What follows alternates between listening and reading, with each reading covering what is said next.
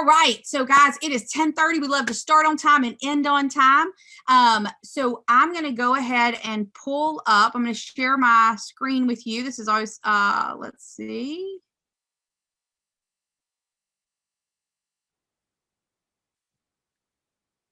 One second. Okay.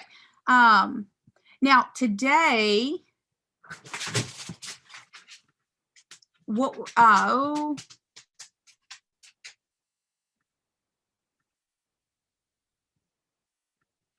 always, there we go. All right.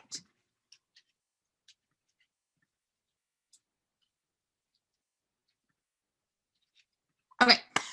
All right. So welcome today, week one of our March call. Of course, last month we really focused on, and if you haven't, highly suggest go back to and review last month's. We focused on how to, specific seller strategies. So go back through there. Teresa did an amazing interview where we interviewed her, and she shared how she's winning multiple offers in, in an area that they're getting just, it's going way over list price. So that would be something you might absolutely want to go back and plug into. And then Jonathan Leach, who listed 14 houses in January, 10 in February. He also shared some great tips around some, again, those seller specific strategies. So, all right, so welcome. Now today we're going to look at the 12-week year a little bit at the beginning, and then we're going to look at achieving that maximum listing commission, because what happens, especially now, some of this is in our market. If it's not in your market yet, it may be headed your way. When houses are selling a lot of, or the perception is they're selling without us. The perception also could be, well, we need you to lower your commission. So we're going to look at some conversations. How do we make sure that that we have the dialogue that's really going to powerfully move that forward? So that is what we're looking at forward today. So there's a couple of things that I did want to start with, is that state meter that we looked at. Last week we reviewed that state meter around how we're feeling. And so for those of you that weren't on the call, I'm just going to kind of go through this quickly, and then I'd love to hear anybody that took advantage of this and what did you learn about yourself and how did that work. So the state meter, right? It's for we typically two states, right? The suffering and blessed.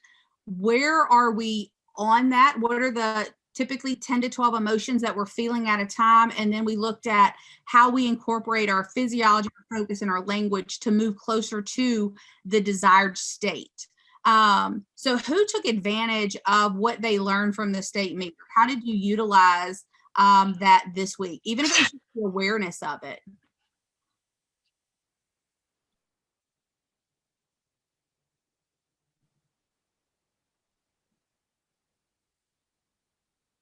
Anyone? I realized that, sorry, I got a new computer and I don't know how to make the video work, but I'll figure that out. I realized that going through the state meter, I felt better than I thought that I did. So if my husband asked me how I was feeling, it normally wasn't a very great thing. But then as I would put it on the state meter and looked at the words, it helped me realize that, oh, I am feeling better. And then making that realization that made me feel even better and better and better as it went along. And through the week, my feeling meter went more towards blessed and energy. Awesome. Very cool. Very cool. And so go ahead. Oh, no, well, I was just going to say, it goes right back to one of the things we talked about, the physiology, right? What you focus on equals your feeling. So the more you focused on that, right, the greater that grew. So that's awesome. I appreciate you sharing that. And then Teresa, you were going to share something? So I had one evening this week. I think you saw my Facebook post where I said some transactions are more stressful than others. I had one evening this last week that I was up in the top left, and I hated it because that's not who I am. That's not where I live. And I really live in the blessed charged, I always live in that quadrant. But yeah, it was a bad evening, but I've gotten back over. But I recognized I was there, and I had grandchildren over, and they were my good medicine to get me back shifted to the other direction. Yeah, that's the cool part, right? Clarity is power. We go, oh, I'm here. This isn't where I want to be. How do I shift that, right? What am I focusing on? I love that. So awesome. And kids, for those of you that like kids, they can absolutely, or other people's kids, maybe not your own, maybe your own is why you're feeling over there. But little kids sometimes can be really great to go, hey, let's go do something and to help, right? Because then you're focused on them. So love that. Now, again, for anybody that missed last week's call, of course, we emailed it out toward the end of the day and it had the link to the PowerPoint and the state meter. You can also get that from the open source in your hub as well. So, so again, I would just highlight, if you're not utilizing that state meter yet, definitely jump into that this week. Just kind of be aware, maybe circle, these are the places that I'm feeling that way, because clarity, that bold law, clarity is power. And then from there, being able to see, okay, if I'm in, because one of the things what you might notice is maybe you're in a blessed state, and but by looking at your physiology and you're changing, maybe you're going to end up in an even higher state. And the same thing with, if you're in a suffering state, or, making sure that we're thinking inside out. So even the language of like, they made me mad. Well, that's outside in. So being able to go, no, they said what they said. I processed it. I did this, I did that. So how do I, right, take accountability and then make those adjustments? So, all right, perfect. All right, so now we're going to move forward into this 12-week year. So like, I know in, was it January? I think we really focused on, or the end of the year, we started really focusing on the book, The 12-Week Year.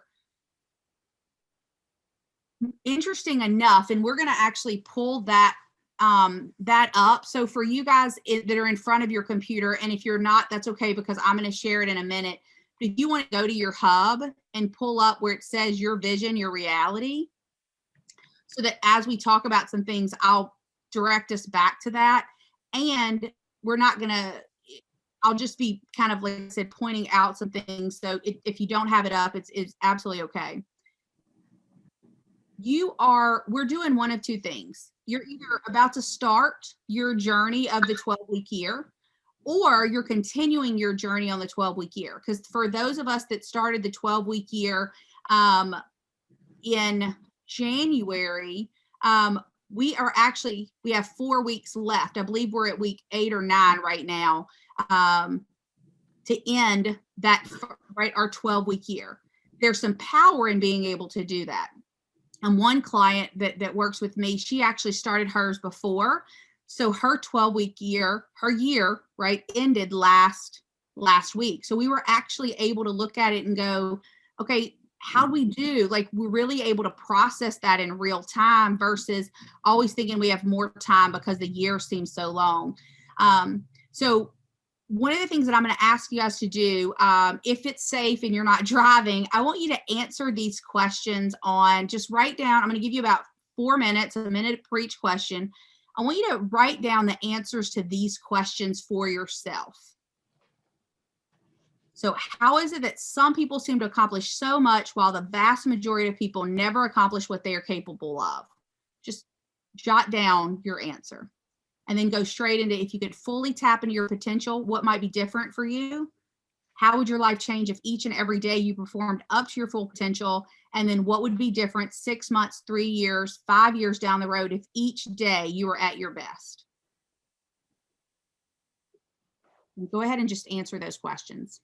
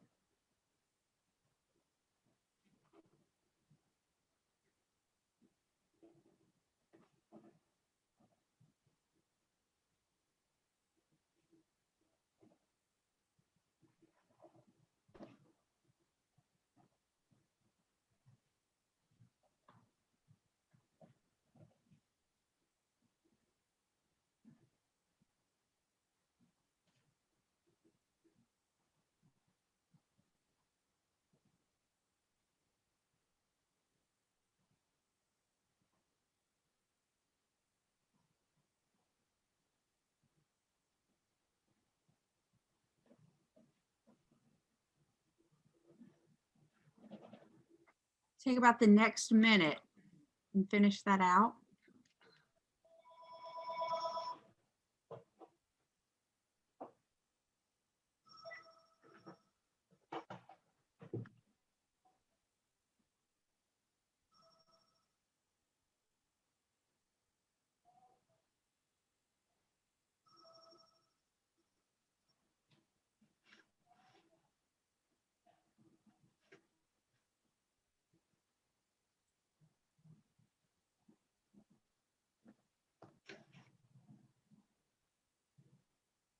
Okay.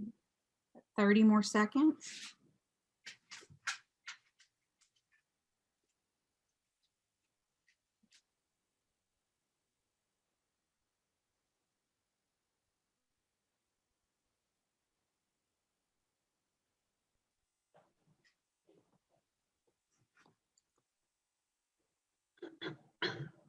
All right. Okay. So what, who would share? What's something maybe you wrote down or something struck you as you looked at these questions? I'm happy to start. Okay. Oh, and would you do me a favor, because we do have new people on the call, name and where you're located, because I know that from some of these calls, we've already started sending referrals to different parts of the world. So if you'll just share who you are and where you're from. Sylvia Snake, Denver, Colorado. Woohoo. I would say on the first one, how is that some people seem to accomplish so much while the vast majority never accomplish what they're capable of. I would call it planning and organizing and sticking to what you put in your plan. Yeah. Easy Okay. said than done. Mhm. Who else? What did you get from those? And in any of the questions or all of them? So for the first of this is Paula Hurd, and I am in the DC, Northern Virginia, Maryland area. And for the first one, I said that really what kind of blocks people are their self-limiting beliefs and confusing being busy with, being productive, and it's very different. And some people will, and most people settle for mediocrity while only a few really push themselves to achieve greatness. Mm. And I think the last one, what would be different 3 years, 5 years down the road, if I were my best, I would have more downtime because I feel like maybe I am not as productive as I could be. I'm not spending my time, I'm busy. I work hard and long, but I need to work smarter. And that is what I'm constantly striving to do. And it will result in my best would look like I would be achieving my goals while also having more life work balance and ultimately just enjoying more, quality time to do the other things that I enjoy doing. Awesome. Anybody else, anything in there that you guys want to share?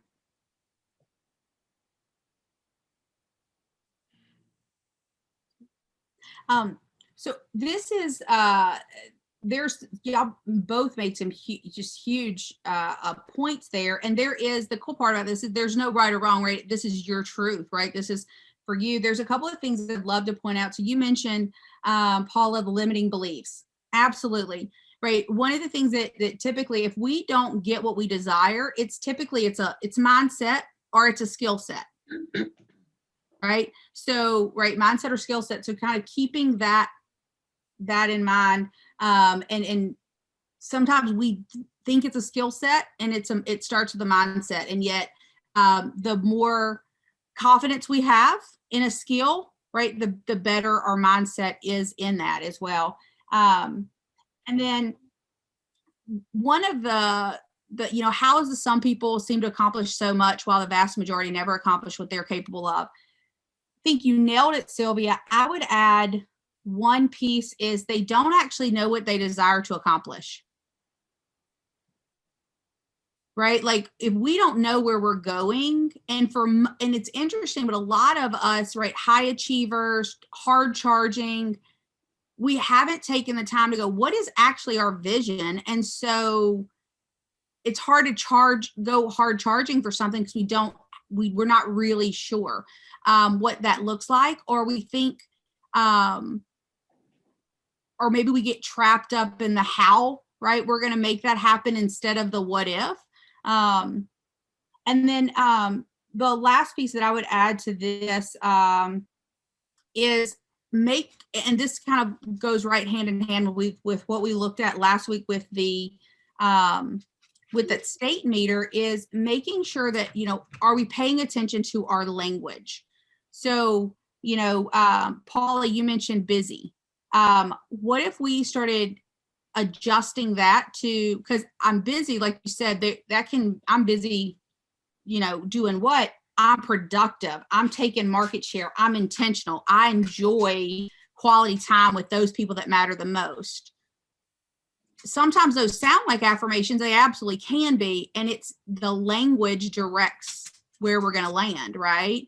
Because future, present, past, it's all in our language. So what is the language that we're using? So, okay. So now that we've started this piece, there's some 12-week year principles. I know that y'all have either read the book or you're in the middle reading the book. There's the 12-week year creates a concentrated focus on the key activities that drive results over short periods of time. So the 12-week year actually redefines your year. So a year is now 12 weeks long. And with each new year, you get a fresh start. So I don't want us to think, right? Like, and we're also not thinking a quarter, right? Quarterly planning and execution operate on the context of a 12-week year. And then it fosters the false belief that there's plenty of time to get things done, which results in a less than optimal performance throughout the year. So each 12 weeks stands on its own. Okay, so each 12 weeks is going to stand on its own. And thus the illusion of lots of time evaporates. The 12-week year is going to narrow your focus to the week and to the day, which is where execution actually occurs, right? Because that's it's the execution. Once we know, like the only point about knowing a goal is so that we can figure out what we need to do to execute. Once we do that, then it's just executing, right? And then the 12-week year with these three principles, they actually ultimately determine an individual's effectiveness and success. That is accountability, that is commitment, and greatness in the moment. Okay, so when we look at each one of these, and I put the chapter, so maybe if you've read this and you're like, hey, I want to go dig further into that, you can go right back to these particular chapters. accountability is ownership. A lot of times we say we want somebody else to hold us accountable. I may be able to hold you able, but accountability is actually ownership. It's from the inside. It's a character trait. It's a life stance, a willingness to own your actions and your results, regardless of the circumstances. The very nature of accountability rests on the understanding that each and every one of us has a freedom of choice. It's the freedom of choice that is the foundation of personal accountability. So the ultimate aim of accountability is to continually ask ourselves, what more can I do to get the result? Now, I will say, and again, this is chapters 8 and 18, it doesn't mean what more can I do in the sense of let me pile more on my plate. One of the things that you'll learn with a 12-week period is less is more. And yet, really asking ourselves that question is huge. Now, commitment. Commitment is a contract that you make with yourself to keep your promises. Keeping your promises to others builds strong relationships. Keeping promises with yourself builds integrity, self-esteem, and success. So commitment and accountability, they're very closely related, right? So in a sense, a commitment is your accountability projected into the future, right? It's your ownership of a future action. Building that capacity for making and keeping commitments has a dramatic effect on your personal and business results, right? And I love this greatness in the moment. So when do you become great? Now, the obvious answer seems to be you become great when you achieve your big goals. Like, Michael Phelps, he became great when he, won 1 million medals at one Olympics, right? And yet, we get recognized by others. Greatness is not achieved when your results are achieved. So we want to separate those two. You become great long before your results show up. Greatness can actually happen in an instant. The moment you choose to do the things you need to do to be great, and each moment that you continue to choose to do those things, that is when you become great. See, results are not the essence of your greatness. Your results are simply the confirmation of it. Because a lot of times what happens, there's a book called Thinking in Bets.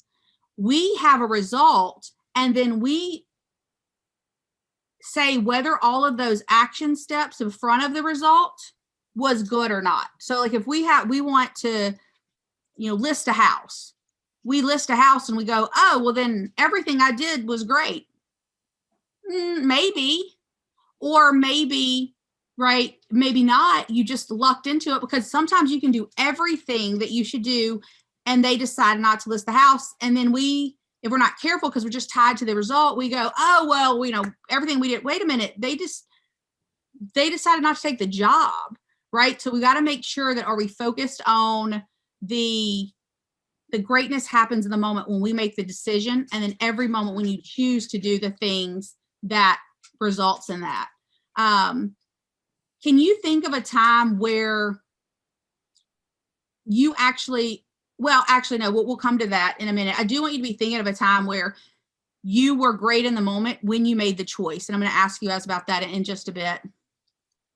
Now, so the 12-week disciplines. The 12-week program addresses both the way you think, those 3 principles we just named, and the actions that you take. So top performers are great, not because their ideas are better. It is because they execute discipline better. Execution of the discipline. They don't try to do everything or be great at everything. Gary talks about, he's like, look, I can't hang a picture. I'm never going to hang a picture. I'm not going to choose to be great at that. So I don't put pressure on myself about that. Some of it might be like, depending on where you are in your career, or where you might be launching up. And guess what? During that time period, you might have to go, you know what? As much as I would love to have my clothes folded and nice and hung in my closet, I've got to choose not to be great at that so I can be great at this, right? Now, whether that's because you hire somebody out or you just look at your family or whatever and say, look, we gonna have a pile here and a pile here. And it doesn't mean forever, but what are you choosing to be great at, right? The people that are great identify the actions and execute at a high level, the most important actions. We're not going to go through all of these today for just the sake of time, or we're not going to go in detail because we're really going to focus on the vision. That a vision is that compelling vision that aligns your personal and professional aspirations that will help you take action even when you don't feel like it, even when the market is crazy, even when, right? And chapters 3 and 13 is how to leverage the power of vision in your personal and professional life. Now, again, for some of you guys, you've already in the 12-week year, right? You've already started it.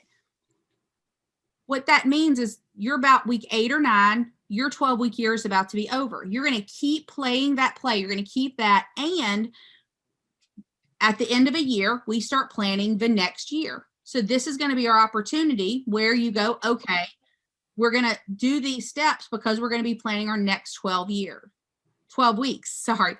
We're going to be planning our next year, which is that 12 weeks. Now, so that's where this is perfect. If you haven't done this, we're all in the same boat because you're planning, right, your 12 weeks as well. And we're going to start it by making sure that we've got our vision in place, right? So we're in the perfect place to begin here. So your 12-week journey begins with the first of these 5 disciplines with vision. And just in case, but so it's vision, planning, process control, scorekeeping, and time use, right? Those are the disciplines. We're going to start with vision. Your compelling vision provides the focus, direction, and energy needed for you to achieve extraordinary results. Focus, direction, and energy is super important. The best visions stretch you. They require your best work. The same old just won't do if you strive to become great at anything. You will have to stretch yourself. And when you stretch, you are going to encounter resistance, right? Like it's not smooth sailing. If it's smooth sailing, that means we're doing the same thing, right? We are going to encounter resistance. It may look different for everybody. Your old habits, thoughts, and systems are all going to push back at you, right? Most change fails because the price required is too high, because the ultimate price of change, it is your comfort. That's why your vision is so important. It's your emotional and intellectual why, right? We talk about the why. It is the reason why you're willing to pay the price of change. If you have a vision that you are unwilling to abandon in the face of discomfort, you will become what you are capable of becoming. So again, I love that line, and this is from the 12-week year, right? If you have a vision that you are unwilling to abandon in the face of discomfort, you become what you are capable of becoming. So that first step is creating your powerful vision. So it's to imagine yourself where you find yourself in 5, 10, 15, or even more years into the future. There's a success tip from the 12-week year field guide. Create a big vision. The larger your vision, the greater your results will be. Big thinking always precedes big action. A big vision will call on you to deliver your very best. A big vision will give you permission to become more of what you are capable of. Now, a lot of times when we think vision, we think big why. This is personally, and some of you may have experienced this as well. I don't know what my big why is. I don't know what my vision is. That's okay. We're going to do some exercises to help you discover that. If you know what it is, now might be a good time for you to kind of go back through and just do a check-in, right? Pages 79 through 81 of the 12-week year reveal how your thinking can often get in the way as you work on creating a big vision for yourself. So you might write down those pages so that this week, as you're doing this exercise, if you find yourself getting stuck, go read pages 79 and 81 and see how your thinking may be getting in the way. Because when you start to envision a significant accomplishment that is well beyond what you're capable or what you've achieved in the past, not what you're capable of, but what you've achieved in the past, the questions most people immediately ask is, how would I do this? That question is not effective this early in the process. The fact is, you don't know how to do it, because if you did, you would likely be doing it already and living that reality, right? So the fact that you don't know how to do it creates the perception that it's impossible, at least for you, and it makes you think of new goals on a sliding scale of impossibility to certainty. So your ability to do something is malleable in this mindset. So the challenge is that if you think something is impossible, you will never attain it. The first step then is reaching your biggest dreams is to shift from impossible to possible thinking. You do that not by asking how, instead you ask what if. So if you look over here, right, it's impossible. Well, what if such and such was possible? You give yourself permission to entertain the possibility and begin to connect with the benefits. As you do this, the desire intensifies, the door of your future cracks open a fraction. And that fraction is big enough so that you automatically begin to shift from impossible to possible thinking. Now, once you see your vision as possible, then you begin to shift from possible to the next level, probable. Now, once you're at probable, how might I is a very effective question. So it's not that how's a bad question, it's a perfectly good question, and the timing is critical. Ask it too early and it shuts down the entire process. Once you see your vision as possible, the question of how is an essential one. So if the question of what if that's the visioning question, then the question of how is the planning question. This week, we want to stay in the vision. So, and then the final shift in your thinking to create an effective vision is to move from probable to given. That shift happens naturally as you begin to implement the planned actions. So that's the interesting thing is we don't go from probable to given or possible to probable to given until we're actually doing the steps, right? So at first we've got it's impossible. What if it were possible? Then we go, okay, well, what if it was possible? How might I do it? We start doing the steps. Then we see the probable, and that becomes, and then the given is a planned state of mind where any question of doubt is gone, and mentally you are already standing in the end results. And then as the results start to materialize, your thinking shifts automatically to given. So can anybody here think of a time and maybe share where you went from a what if to a probable to a given? And it can be in any aspect. It could be work, life, family, it doesn't matter. Okay, so my first year, I said I was going to have 12 transactions. I had exactly guessed how many? 12. And I said to myself, why didn't I say 12 a month? So I said to myself, you can do 12 a month. And so November, I did 12 last year, last November, I did 12. I didn't do 12 a month every month, but that was my second year. And I did 12 in that month. And that told me mind and skill, like you said, is powerful if you just believe it. And so I would say it to sometimes I would say to people, I'm doing 12 a month. And my team leader was the only person who didn't laugh at me. And I said, thank you for not laughing, because I'm absolutely serious that I am going to do this. And now we're saying, how many are you going to do, going forward? And I said, I'm going to do 15. And I told you, Olivia, I'm doing 15 listings. And I'm competitive. So it's Scott, right, who's doing 14.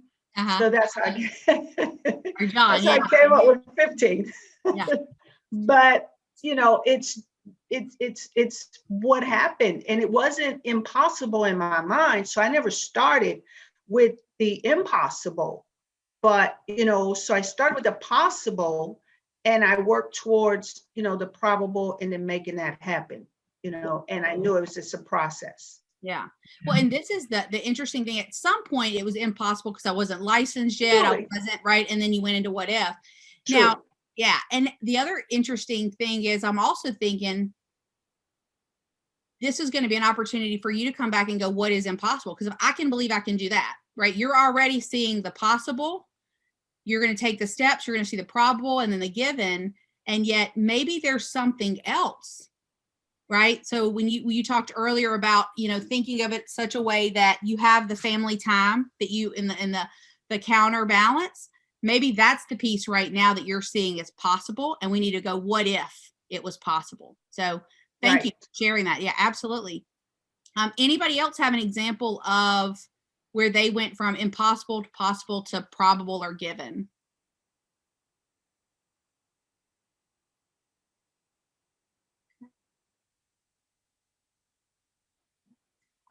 So I'll share mine. So 2 years ago, I decided to do 10 minutes of exercise daily.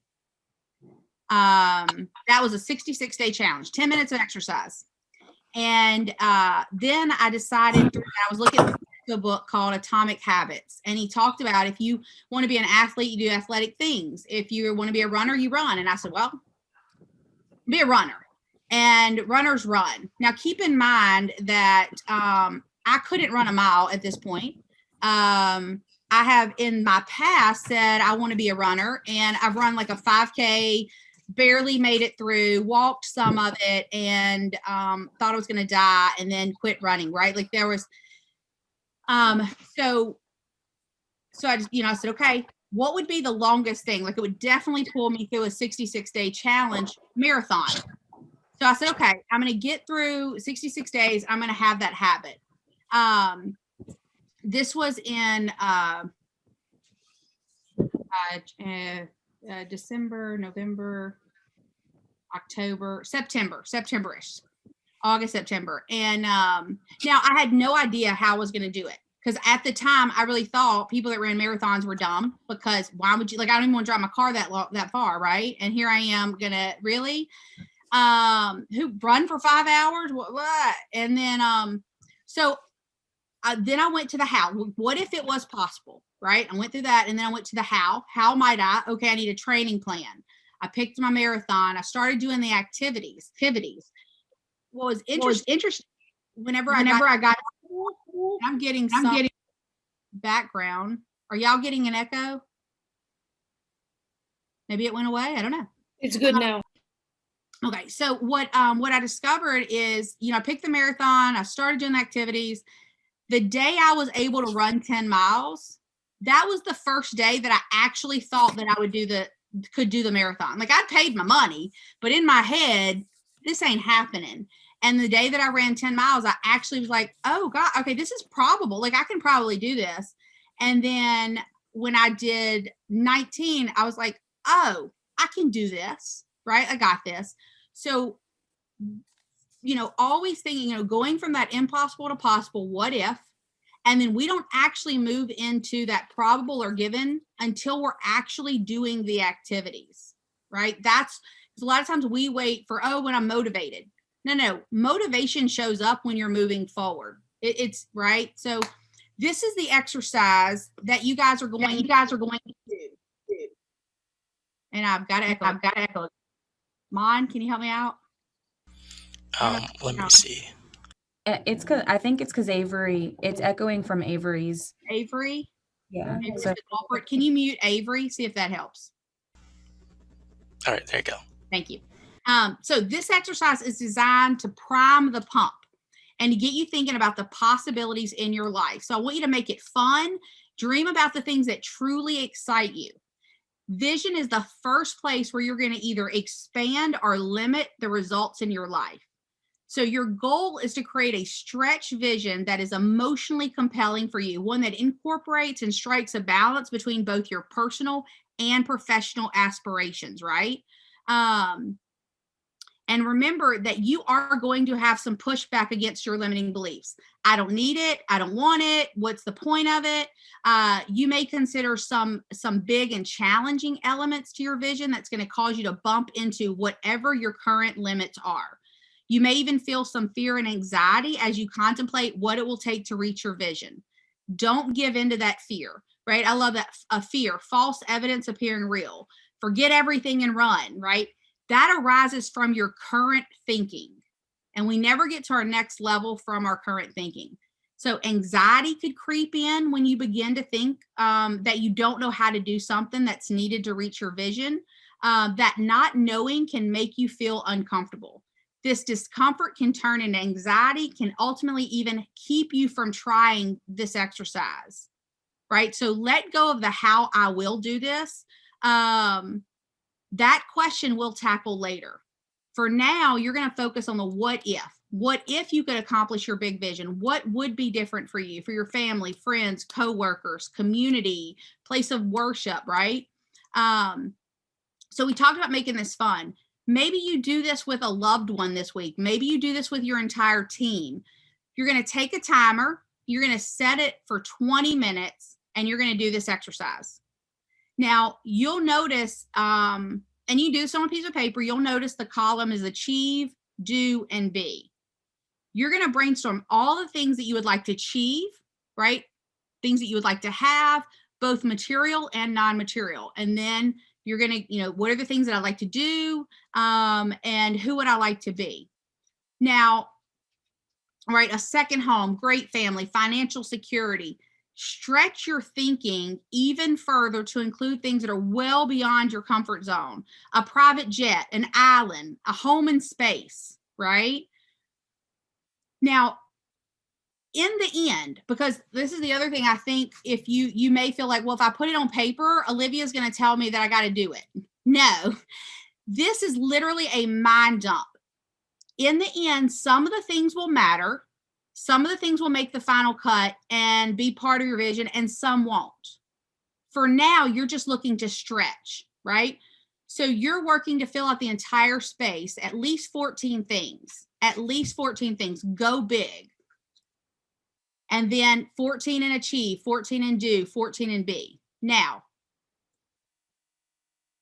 remember, this exercise is not your vision. It is simply a list of things that you desire in your life. You are not committing to anything just yet. It's a mind dump. Things may show up in more than one column, and which is fine. And then bring this exercise with you to next week's call. Okay, we're going to do it for our next exercise where we'll actually move into your long-term vision. The other piece, if you get stuck with achieve, do, be, there's a book called The Aladdin Factor. If anybody's read that book, they talk about writing down your 101 wishes. So you might put on some music and just, again, family or by yourself with your friends, and just go, you know what, I'm going to write down 101 wishes. I'm going to take this 20 minutes and write down 101 wishes. So either way you do that is fine, right? But we want to be, right, think big. Don't let a limiting belief come up if it says, oh, you don't want that, or that's not for you, or you're not materialistic. Hey, not marrying it, I'm writing something down. That's it, right? Okay. So before we look at those listing pieces, any ahas from what we shared today around setting up that vision? Or any questions?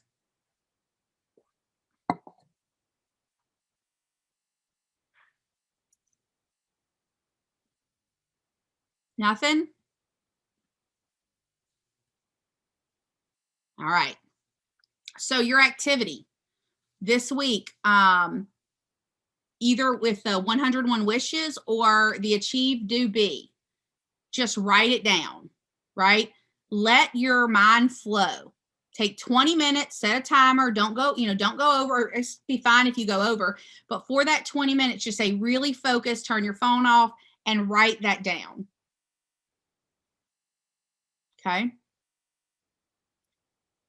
Now, in the hub, what I had you guys pull up, right, for those of you that have it in front of you, when you look at that hub, and you go to your future vision to reality, we're not doing anything on that this week if you're not already working on like the last year, your 12 weeks.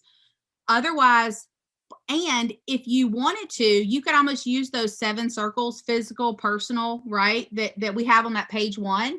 And you could go, again, if you're getting stuck, what is my wish, or what do I want, physical health? Utilize those to jog your memory. But these are the pieces that we're going to do before we use that form. Okay. All right. Any questions before I move into the listing portion of this?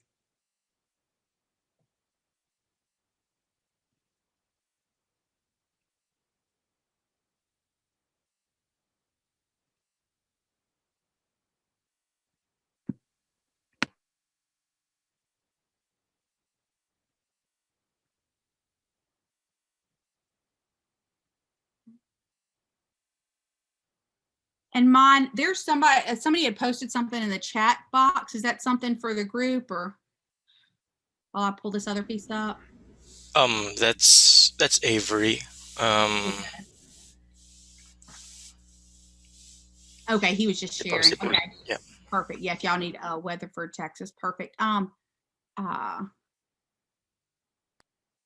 Okay, so let's see if all of this works.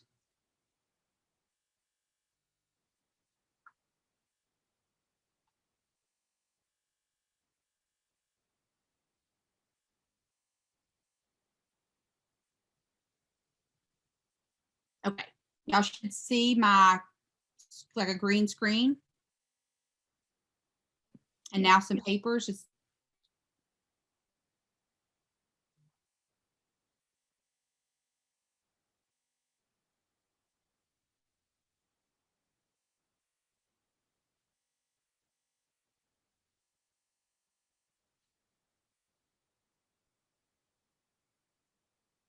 Okay. So there's a couple of things before we dive into the scripts, or I want to ask you guys and then make sure that this is the direction that we want to go. So when we think about listing commissions, what if somebody asks you, well, why don't I do it for sell by owner? The market's hot. Shouldn't I just sell it myself? What would you say?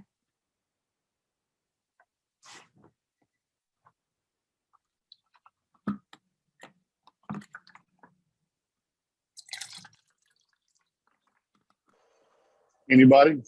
Yeah, anybody. I'd ask lots of questions. First thing I'd ask is, so who's going to be negotiating for you? And how are you going to be marketing it so you get top dollar? Because have you ever been in a multi offer situation before? So you don't take just because you think it's the best one. You know, I'm pretty trained in how to make sure that we're getting the best one, because the highest dollar is not always the best one. It's going to be, what fits your need. So, have you ever done anything like that before? I just ask questions. Awesome. So asking questions, maybe, my job starts. Yes, absolutely. My job is to make sure that we get so many eyeballs on it that we bring you the highest possible price. And my job starts when we get that first offer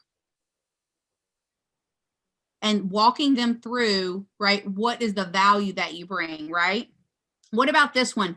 The market is hot. Can't you do it for less commission? I mean, everything's selling right now. Who would somebody handle that have that objection?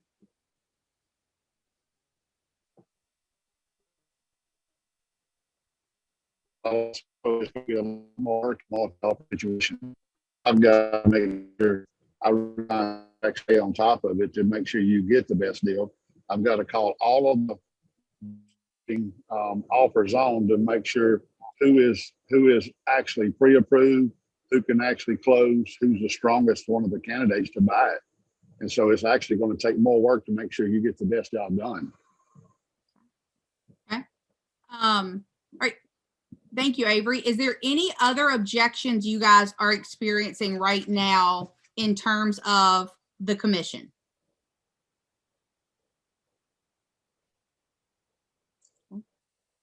Now, something that immediately jumps out at me is if this isn't something that, and maybe to you guys too, if this isn't something that you can't just spit out, does that mean that there is an opportunity for us right now? Like, this is something that we really need to lean in on, because we're going to get these objections. And so we want to prepare and know what to say so that we ensure that we're getting the results that we desire to have. the conversation that we're utilizing right now is so very powerful. So I'm going to share with you guys some pieces, and I want you to go back, and you might use what I'm sharing, or you might write yours. Either way, make sure that you can handle those pieces. And yes, it goes with the entire, how you present, all that, but make sure you can handle those pieces. So that might, and then if you're not script practicing right now, I'm highly going to recommend you do that. We had sent an email out where you can, there's a group called Game Room. You can join them. They meet every single day. I'll share with, Luis, that's in my schedule. She role plays every single day. It is definitely impacting her listing, being able to take listings, right? We're seeing an increase of those. So are you practicing? Because this is a new skill for a lot of us, right? So are you practicing? So there's a couple of things that I want to point out to you. So this particular, how many of you guys have ever seen this script book? Maybe somebody? Okay, Sylvia. Okay, I know Avery has. You can get this on KW Connect. We also have it uploaded on the open source, so you can grab it and download it. I'm going to point out a couple of things, and then we're going to look at some of those scripts. So there's 3 volumes of this. One's working with buyers, one's lead generation, and then one is seller. So this is the seller one. So Sylvia, you had asked me a question around conversations with builders. Go into the one that's the volume 2, I believe, and there are some amazing scripts for builders. Again, you might, I don't like scripts. Well, do you like the results that you're getting right now? If you don't, then go to the scripts. That doesn't mean you have to say it exactly, but use these as the base, right? Just to start that. So there's amazing things in here. Setting the appointment. You got an example of a 15-minute consultation for the listing presentation. Okay, I've got the listing. How do I service that? Ongoing, offer negotiations, contract to close, post close. And so like your Emma, contract to close, there's some great dialogue for you to utilize in your operating that. Anybody on here that has Valerie, we've been talking about your admin. These are some opportunities to go, okay, here, you go plug into these. These are some of the conversations that you're going to have with the clients. Now, if we go, so we're just going to quickly, so again, lots and lots of great prepare, how do I have the conversation, conducting the pricing consultation, handling objections, objections to signing the agreement, right? All of these commission objections. So from page 145 to 156 are commission objections. Now, not all of these are going to work for you. That's okay. But I bet some of them will, right? Or you'll read through and you'll go, I really like this one. This is the one that I'm going to utilize. This is the one I'm going to learn. And again, so servicing sellers, those types of all of these offers and negotiations, handling multiple offers, responding to an offer that's lower, counseling the seller into responding the offer. What do you do when they're emotional? The inspection conversations, again, that contract to close. So lean into the resources that you have. There's a couple of things that I highlighted here, and I know we've got about 6 minutes, and I want to make sure that I'm going to get you off out of here on time. But like one of during the seller's needs analysis, is there any way you could lower your commission to get us closer to, like there was a gap of, let's say 20,000. The agent, no, because this would be a win-lose relationship. And with me, it's win-win or no deal. Well, what do you mean? And then they go on and there's a script for that, right? Well, so-and-so at such and such said he would do it at 5%. You see how easily Joe gave up his money? Just think how frugal he's going to be with yours. Is Joe a consultant or an agent? That's where we level shift the conversation. You can be certain my number one goal is to satisfy your specific needs. Can Joe say the same thing? Did Joe ask you about your specific needs? Then how can you be assured that his priority is to get you your children situated before school starts? Like whatever they told you in the consultation the need was, right? Bottom line, do you think you and your investment are in better hands with me or Joe? Great. Then could we make this a win-win relationship from the start? Right? And then, so going through, okay, what does that look like in a conversation? And I love at the bottom. So great. If you see something that I'm doing that you feel is keeping your needs from being met, I want you to be at a 10 plus. Agreed. We'll see. Shall we review one last time? By listing the home at whatever price, do you feel we will generate a quick sale? Yes. By listing, do you feel you'll receive a good price? Yes. Do you feel your home will be marketed properly? Yes. After our conversation tonight, we have the makings of a win-win relationship. Would you agree? Yes. Great. Is there any reason not to go ahead with this? Okay, perfect. Sign here, right? There's, this is another one. The mission of the Roberts team is to make you so ecstatic with your real estate experience that you feel compelled to tell your friends, family, neighbors, and coworkers out of a sense of obligation for their well-being that they should call me whenever they're thinking about real estate transactions. Now, those are some pretty lofty goals. And because of those goals, usually one of three things will happen when we get together with potential clients. Number one, they understand the benefits of our system, the competitive advantages we'll provide, and how much we care about the opportunity to develop a relationship that goes beyond that real estate transaction. And they hire us that day. And frankly, that's wonderful. The second possibility is they may not understand the benefits of our system, the competitive edge advantage it will provide, and how much we care about the opportunity.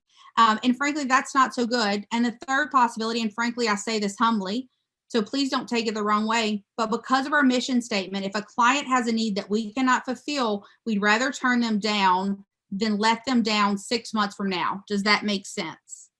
Right? So are you going through and looking at and creating your scripts and your dialogue and what you're going to say? There's some great information for explaining agency. I won't go through the sign in your yard. What is it? What does that matter? Again, powerful dialogue. The team concept. For those of you that are starting or joining a team, explaining the buyer specialist is huge. And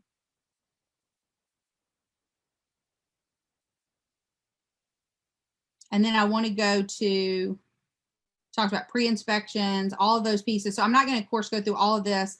Talks about the staging, important. So working with somebody that wants to buy and sell.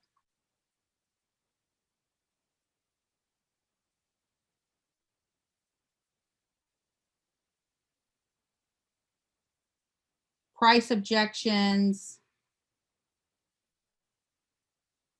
There's price reductions in here as well. But I'm looking for one particular one that I wanted to share with you guys before we ended.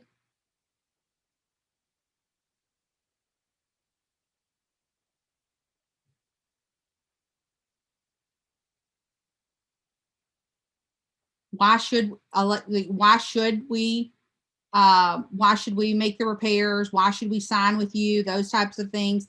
I need to talk with my spouse. You haven't sold homes in my area. We want to interview other agents first. Gosh, guys, an easy exit listing agreement works great for expired commission. Thank you. Okay. I was like, am I ever going to find that page? So there's educating them about how real estate works, comparing commission reduction to a pay cut, explaining the win-win situation a commission will allow, using the commission to attract buyers, the listing commission, utilizing that as integrity.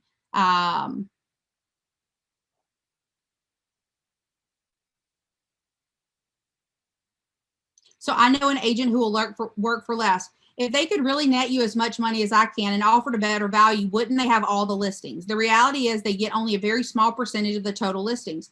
When we sell your home and net the money that you need in the time frame you need, won't that be great? Right? There's things on explaining how the commission is used. How is it necessary in a win-win relationship?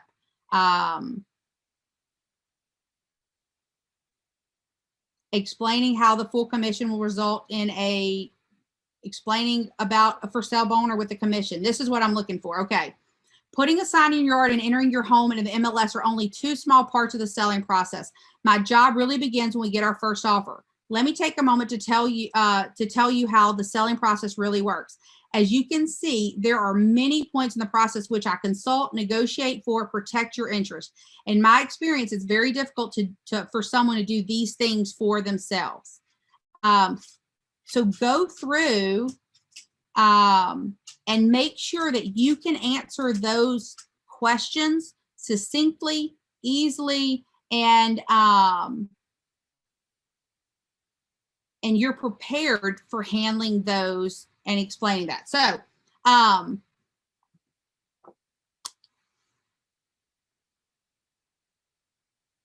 again, that's uploaded in your Google Drive. I do want to hear from a couple of you guys, and then we'll wrap up.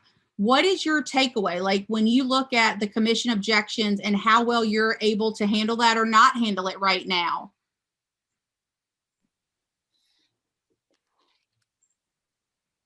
I'm finishing a book, and this morning I went on a walk, and it was talking about the education side of things, right? And we always seem to be very busy to do our BCs and Ds and Es, but never to our As. And just setting 15 minutes every day to listen to a presentation, to read 15 minutes of this is not that much of a time, but we should all, or at least I should take the time to do it more often than I do, to become better and more peaceful when I actually do it, rather than trying to find, best way to say it. Yeah. Just educate yourself and find the time to do it, because it doesn't require 3 hours a day. Absolutely. And I always think of it, it kind of goes back to the, do you want a surgeon that has been practicing and honing their skills? Or do you want, because yes, this is commission, but we're also talking about, negotiations and all these. Do you want that surgeon that's honing their skills and learning their language, or the one that walks in and goes and practices on you, right? We want them to practice on the cadaver and be ready to go on you. Are we practicing, or are we just practicing on our clients, not getting the result that we desire to have? And then, oh, well, they didn't, they weren't reasonable, or they weren't right, versus going, how do I make sure that it comes from me? So, who else? And based on this, what are you going to do with it? What's your next action step? Put it in your calendar. Put it in your calendar. I love it. Anybody else?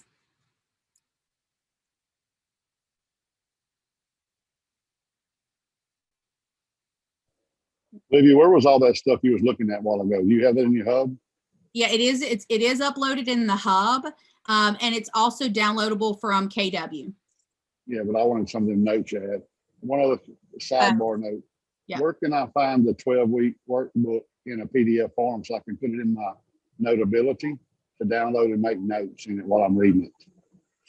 You ain't got to answer that now, but I can't find it. I do not know that. I don't know that answer. Okay. Okay. Yeah. Well, I'm getting off the call. I thought you knew everything. Yeah, that's it. That's it. Yeah. So, and that is where we'll wrap. But definitely, like when we look at even, what is that? What are the small things that we do that make the compound effect? Do we know our craft well enough? And again, I love what Sylvia said. We don't have to. It's not that we've got to study this for hours and hours on end. But can we handle that objection, right? So I'm actually going to, next week, I don't want to scare anybody off of the call, but next week, we're going to look at your vision piece. So bring that with you. And I'm also going to we're going to take a few minutes and practice those objection handlers on here. So be ready to shine next week, right? Paula said she's competitive. I think everybody on this call really is. Show up with that, being able to handle that, right?